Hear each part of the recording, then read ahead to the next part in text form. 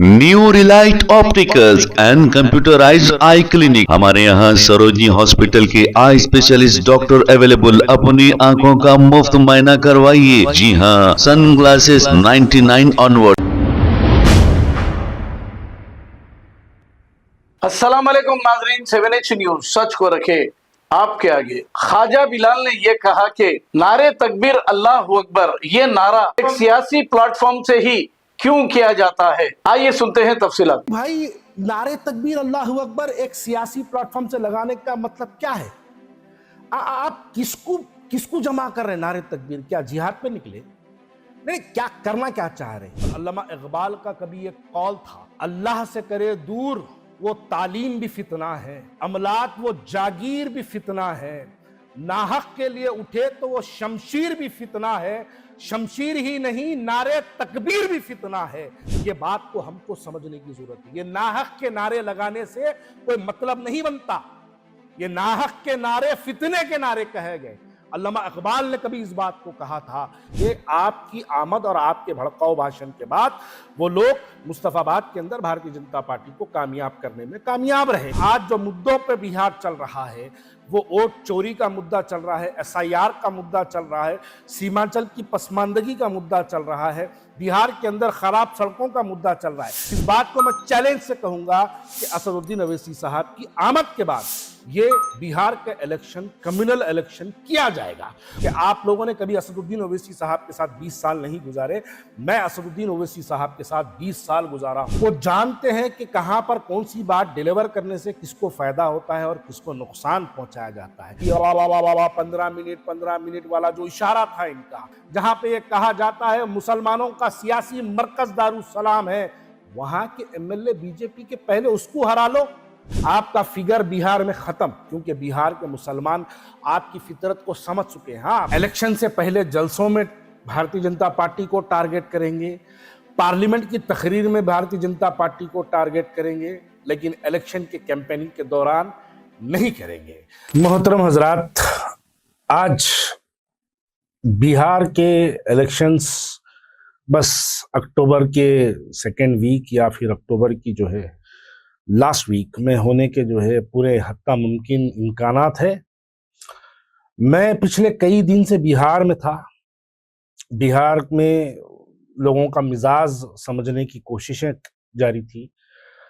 कुछ नाराज लोगों को मुलाकातें कर रहे थे। तो बहरहाल बिहार का सफर बहुत अच्छा रहा। बिहार के अंदर एक बहुत बड़ी तब्दीली की मिजाज बिहार के लोगों में बनी हुई है, और वहाँ के हिंदू हो या मुसलमान हो, तमाम की यही कोशिश है कि इस मर्तबा वो लोग नीतीश कुमार को और भारतीय जनता पार्टी को हराने का मुकम्मल एक इरादा कर बैठे हैं। और उसी इरादे को देखते हुए भारतीय जनता पार्टी अपने अहले खैर हजरात को भारतीय जनता पार्टी बिहार के अंदर काम करने का दावतनामा पेश कर रही है। अब जैसे ही इलेक्शंस करीब आएंगे और भी जैसे दिन दिन गुजरते जाएंगे, वैसे ही असदुद्दीन ओवैसी साहब की बिहार में और शिद्दत नुमा कोशिश जारी होगी।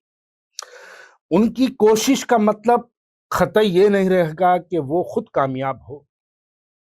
उनकी कोशिश का मतलब सिर्फ ये रहेगा कि वहां पर रीजनल पार्टीज को डैमेज करें। आप अगर बंगाल के इलेक्शन देखेंगे तो बंगाल में इनकी जुबान पर और इनकी तकरीर में जो टारगेट पर रहती है वो TMC टारगेट पर रहती है। आप अगर महाराष्ट्र देखेंगे तो महाराष्ट्र में इनकी जुबान से जो टारगेट किया जाता है वो NCP लोकल रीजनल पार्टीज को किया जाता है। आप अगर उत्तर प्रदेश देखेंगे तो उत्तर प्रदेश में समाजवादी पार्टी इनके टारगेट पे होती है।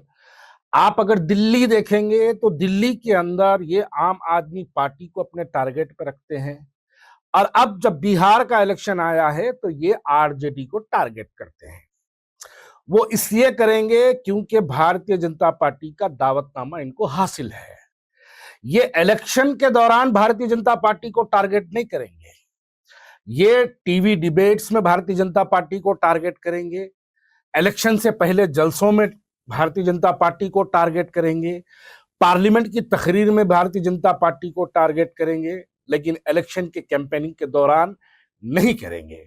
दिल्ली का इतना बड़ा चुनाव हुआ, दिल्ली के इतने बड़े इलेक्शंस के अंदर इन्होंने आम आदमी पार्टी को टारगेट पर रखा, कांग्रेस को टारगेट पर रखा, भारतीय जनता पार्टी को कभी टारगेट पर नहीं रखा। और इनकी आमद से होता क्या है, दिल्ली के अंदर एक ऐसी कॉन्स्टिट्यूंसी, मुस्तफाबाद के अंदर हिंदुस्तान की आजादी से लेकर आज तक कोई भारतीय जनता पार्टी का एमएलए नहीं बना, लेकिन असदुद्दीन ओवैसी साहब वहां पर जाकर वहां पर तकरीर करते हैं, वहां पर वो घड़ी दिखाते हैं, वो 15 मिनट वाला, अभी 15 मिनट बाकी है बोल के जो टाइम के जरिए फिर पुरानी तकरीरों को जो लोगों के दरमियान में याद दिलवाए, ये दिल्ली के मुस्तफाबाद के इलेक्शंस में किया गया था।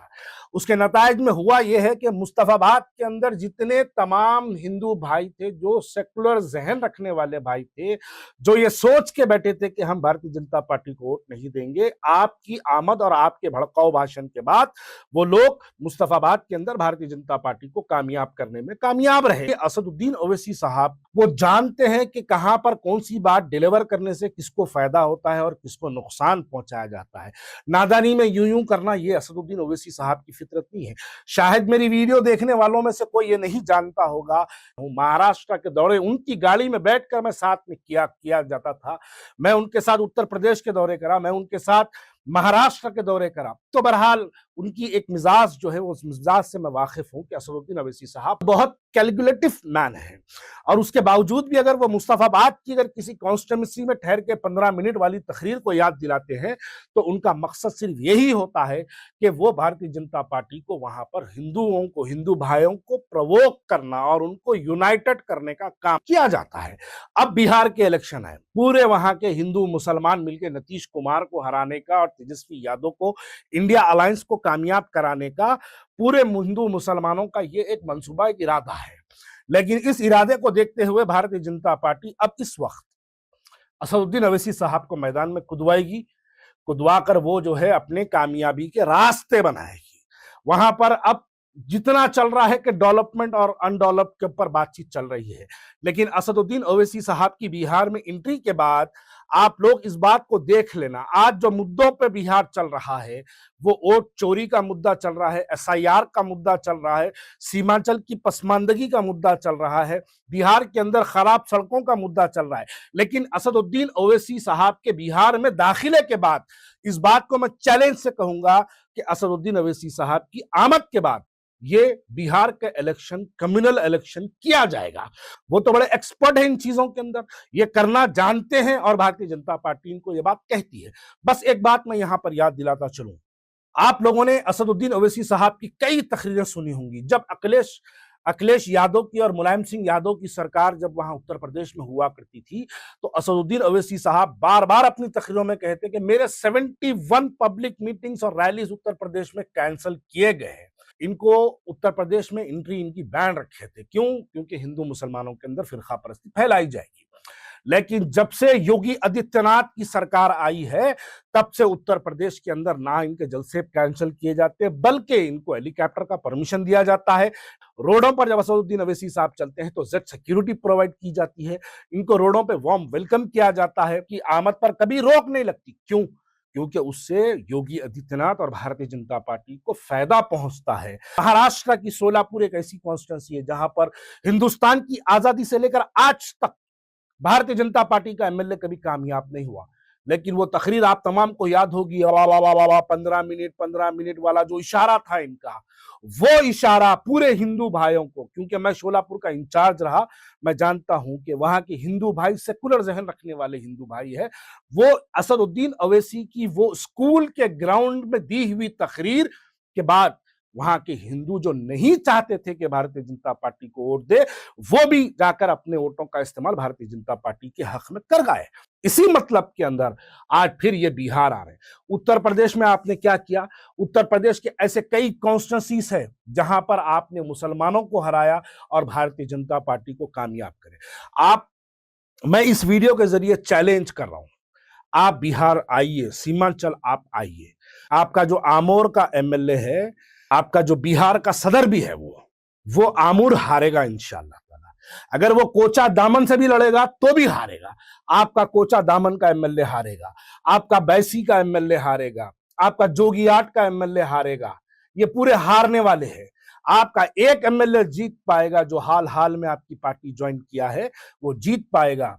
आप इसलिए आप उसको भी जगह बना रहे हैं, उसको भी इलेक्शन कमीशन की ऑफिस में ले गए, ले जाइए, बहुत अच्छी बात है। वो जीत पाएगा लेकिन इंशाल्लाह उसको भी हराएंगे। आपका फिगर बिहार में खत्म, क्योंकि बिहार के मुसलमान आपकी फितरत को समझ चुके हैं। हाँ, आप सीमांचल की पसमानदगी की बात करो, लेकिन अगर आप सीमांचल में फिरका परस्ती की बात करेंगे तो भारतीय जनता पार्टी को कामयाब करने का बड़ा मंसूबा बनाया जाएगा। बिहार में ठहर के कहते हैं कि मैं भारतीय जनता पार्टी को रोकने आया, महाराष्ट्र में ठहर के कहते हैं कि मैं बीजेपी को रोकने के लिए आया, मैं समाजवादी उत्तर प्रदेश में ठहर के कहते हैं कि मैं बीजेपी को रोकने आया। वो हैदराबाद लोकसभा क्षेत्र में आता है, वहां का एमएलए गोशा महल का राजा सिंह है, जहां पे आपका मरकज है, जहां पे दारुसलाम है, जहां पे ये कहा जाता है मुसलमानों का सियासी मरकज दारुसलाम है। वहां के एमएलए बीजेपी के, पहले उसको हरा लो। अरे मेरे भाई, उसको हराना तो दूर की बात है, उसके खिलाफ में कैंडिडेट तक नहीं डालते। क्यों नहीं डालते कैंडिडेट? इसलिए नहीं डालते क्योंकि राजा सिंह एक भड़काऊ भाषण देता, आप उसका जवाब देते, हिंदू मुसलमानों के अंदर एक फिरका परस्ती फैलाई जाती। कभी आप नहीं बोले तो वो बोलता, तो उसका जवाब आप दे देते, कभी आप बोले तो वो जवाब दे देता। बैलेंस मेंटेन रहना। इसलिए आप हैदराबाद की भी तारीख आप अगर उठा के देखेंगे तो हैदराबाद की तारीख में हमेशा आपको एक ऐसा फिरका परस्त चेहरा सियासी इख्तिदार पे मिलेगा। सालारे मिल्लत भी कभी बंडारू दत्तात्रेय को रखते थे, कभी आले नरेंद्र को रखते थे, कभी किशन रेड्डी को रखते थे, अब ये राजा सिंह को रखे। ऐसे बहुत चेहरे हैदराबाद के अंदर गुजरे हैं माजी में भी, जो हमेशा भारतीय जनता पार्टी के काम को जो है अंजाम देते हैं और वो उसकी फायदा यहाँ पे पहुंचाया जाता है। New Relight opticals and computerised I clinic. हमारे यहाँ सरोजनी हॉस्पिटल के आई स्पेशलिस्ट डॉक्टर अवेलेबल। अपनी आंखों का मुफ्त मायना करवाइए। जी हाँ, sun glasses 99 onward, any number glasses from 250 onward, contact lenses any colour ₹99 onward. जो हजरात 60 साल की उम्र से ज्यादा है, हज और उम्रा जाना चाहते हैं, उनके लिए बिल्कुल free number glasses, free home delivery और free eye checkup. New relight optical, Talab Katta, main road, opposite to Baba Bahauddin Dargah. Mobile 9848392127। Please हमारे चैनल को लाइक करिए, शेयर करिए, सब्सक्राइब करना ना भूले। 7 न्यूज़ आपकी आवाज।